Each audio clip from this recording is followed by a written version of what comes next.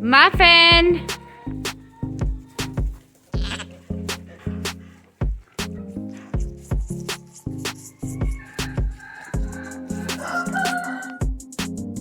Hi everyone, this is Caitlin from Caitlin's Family Farmstead. I was just going through my tomato seeds because I got a notification that some of my seeds are being shipped. So I'm really excited about that. So hopefully there'll be very shortly coming a seed haul video. But until then, I was going through some of my seeds again. I feel like that's what we do while we're waiting for this white stuff to leave. We just play with our seeds. Of some of the seeds that were very first growers for tomatoes last year. So basically what I'm going to be doing is showing you some tomato seeds that I grew last year that were the first time ever I grew, and I thought I would do a bit of a review, my take on these seed types, or tomato types, and maybe then you can get an idea if that's a tomato that you would like to grow or not. I mean, every year I also notice I will grow maybe, say, let's say Abe Lincoln tomatoes. I almost always have an Abe Lincoln in my garden. And yes, year to year it will differ a little bit depending on the weather, whether it's dry or hot or and cold or whatever. But for the most part, you kind of get a general idea of what that tomato is like. So I have 6 tomatoes that I grew last year for the very first time, and I thought I would just quick go through them. So for some reason, I don't know why, but I had never grown mortgage lifter tomatoes before. So that's number 1. Number 2 is Jersey Devil. 3 is Korean Long. 4 is Pink Fang. 5 is Orange Accordion. And 6 is Start. I actually don't know how to say that. Start, roll, oisy. I don't know. I'll just show you guys. So this is a colored tomato as well as the orange. So 2 out of the 5 or 6, sorry, are colored tomatoes. The 3 of them are what you would consider a paste tomato, and then there's only 1 red slicer. This red slicer, by the way, is amazing. Why haven't I been growing this tomato? It was awesome. The performance on it was fantastic. I got so many tomatoes out of it. It was honestly, this is a for sure will come back to my garden tomato. I loved it. Big, juicy, perfect for sandwiches. And so this is what I'm going at thing about my family. I am the only person that will eat a tomato. Nobody else in my house will eat a tomato. So you won't find a ton of slicers in my garden, although I need lots for doing sauces and such to bulk up your sauces. But I don't generally grow a ton of them. My main focus is paste. Because I'm doing sauces, I need that thickness. And I'm the only one that enjoys a tomato. So you won't. I might this year grow some cherries, but just for me, but like there won't be very many. Each family, you have to figure that out. Everybody's house is different. If you all love eating tomatoes, you're going to have a lot more slicers than I will. And so also what I also like is I like a low acidic, and usually colored tomatoes will have a lower acid level. That's why I grew the yellow and the orange, and I was deciding which one do I like better, because I don't want to always have so many in my garden. Like I said, I'm the only eater of the slicers, and so although it's nice to add some when you're doing sauces or stuff, to throw in some of these just because it gives it a bit of a different taste. But yeah, I don't need a ton of them. So let's move on. I will do actually the orange accordion. I'll start at the other end now. So this was number 6, but orange accordion.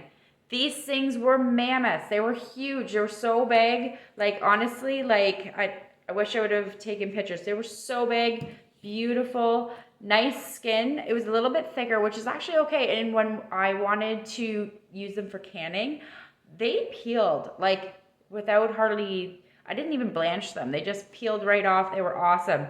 and juicy. Oh, they were very good. This one is a for sure coming back to my garden. I loved this orange accordion tomato. Now this one, this yellow one, absolutely gorgeous. Actually, it was the very first tomato ready in my garden this past year. I could smell it before I like seen it at all. It smelled so sweet, almost pineapple-y. It was so, smells good.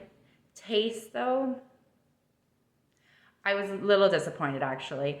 Taste was okay. I found that it kind of got little, you know, they over ripened really quick, and I felt like I had to leave them on there because I was trying to get that top to go from like, to go a little bit more finishing it.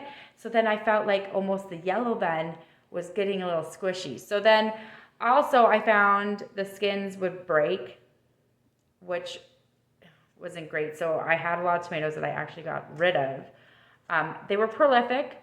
They had quite a few. And I wouldn't say I wouldn't grow them again just to see if it was the year.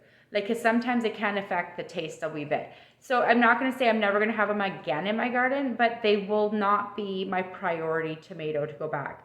I also didn't like any of the black area, purpley black area. It didn't have a good taste. Like, it just felt very thick, the skin. I would say you would have to almost peel it. Like, and that's just a lot of work when you just want a slice of tomato. So this one was, I would say, not my favorite, that's for sure. Possible to come back, but not my favorite. So definitely then we're going to be going on to the paste tomatoes, and that is my focus in my garden. My garden is a paste tomato garden because I need that bulky tomato to make my sauces, and I make a ton of sauces. We make tomato sauce, we make tons of pizza sauce because I use that pizza sauce pretty much so for everything. I also make tomato soup and like other thick hearty tomato products, so I need these thick heavy tomatoes. The first one that I'm going to go to is Pink Fang. This was very prolific. There was a ton of these things. The downside of these were they're not real long. They would have been maybe, I think that they were similar to a San Mazzaro, which I don't grow San Mazzaros anymore. This is why my focus is trying to replace the San Mazzaro because I was not happy with it for the last couple of years. I know some people are like diehard San Mazzaros, but they just weren't working in my garden. So this is why I was doing this. This Pink Fang was prolific. We had lots of them. They split a lot in my garden though. And see how there's like that yellow or green top. I found that green top kind of went like leather almost. And I had to chop it off. So that was a quarter of that tomato gone. It didn't work. So this would definitely be the lowest tomato on this list of 6 tomatoes that I grew this past year. Next is the Korean long. Holy smokes. This thing was big. They were big. I wouldn't say they're as prolific as the Pink Fang, but that they made up in size. They were so big. And because they're so meaty, it just took up room in my roaster when I was cooking the tomatoes down. These things were awesome. I will definitely grow these guys again. Very big. I like them a lot. They had a good taste to them. You're gonna like them. They're very versatile. You can use them for even a sliced tomato. It wasn't even that bad. So, and they're considered a paste, right? So this was definitely one that I have to have in my garden, I think, from now on. And now this is a kind of a tie between these two. The Jersey Devil also. These things were big. They were really big. I would say they were at least, most of them were probably about 5 to 6 inches long. They were a good size. They were meaty, and I would definitely grow these again. This is a great paste tomato. If you're looking for a paste tomato that's bigger, giving you more punch for what you are getting compared to that San Mazzaro, I just didn't find that they were big enough. And they were just so, like, they were to me like a cherry tomato, just slightly larger. So these were big. I had tons of them. They went all year long or all summer long. I had them right up until frost. So these guys did fantastic. So these out of my 7 or 6 tomatoes, definitely I will be growing Mortgage Lifter. Why wasn't I growing this one sooner? Like this one is fantastic. There's a reason why it's called Mortgage Lifter. This Jersey Devil, the Korean Long, and the Orange Accordion.